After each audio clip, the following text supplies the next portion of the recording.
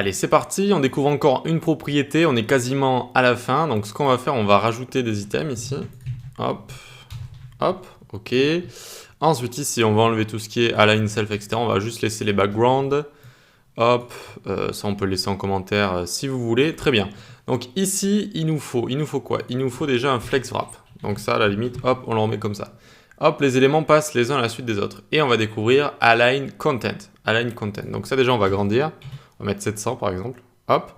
Et donc, on voit que, qu'est-ce qui se passe ici en fait? Quand ça passe à la ligne, ça va aller au milieu de l'espace qui reste ici. Ça va aller au milieu de l'espace qui reste. Alors, ça peut être bien, ça peut être moins bien. Et donc, si on commence à faire des align items, par exemple center, ça va centrer, mais là cette fois sur l'espace total, ça va essayer de trouver deux lignes, deux rangées si vous voulez comme ça, et ça va centrer dans les rangées.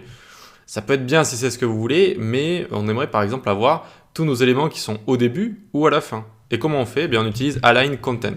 Align content, c'est quand on va avoir des éléments qui vont wrapper, comme ça, qu'il va y avoir plusieurs lignes. Eh bien, on va faire align content.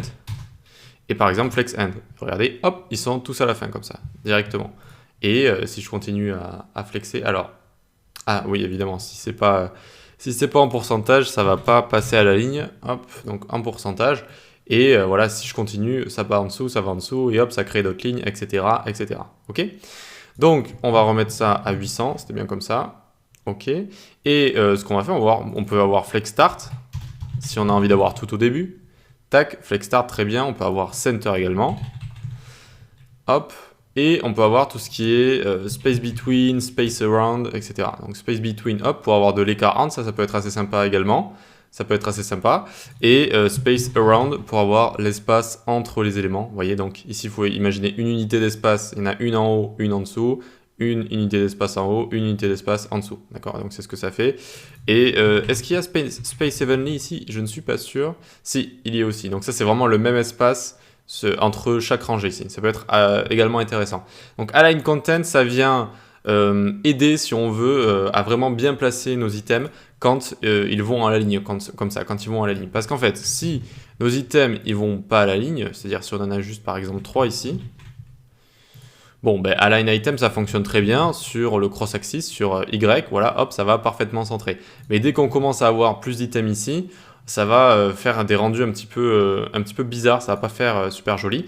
Ici, ça va partager en fait l'espace en deux rangées et ça va centrer parfaitement sur chacune des rangées. Et si on commence à faire par exemple flex end, flex start, là aussi, ça donne des trucs un petit peu bizarres. Vous voyez?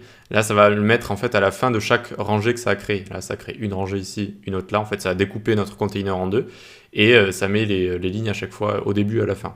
Donc là, align items, en fait, dès qu'on va aller à la ligne, ça devient mauvais en fait, align items. Dès que nos éléments vont passer à la ligne, il faut plutôt éviter de l'utiliser et au contraire, on va utiliser align content qui va vraiment faire beaucoup mieux le taf. Voilà. Ok, allez, on passe à la suite.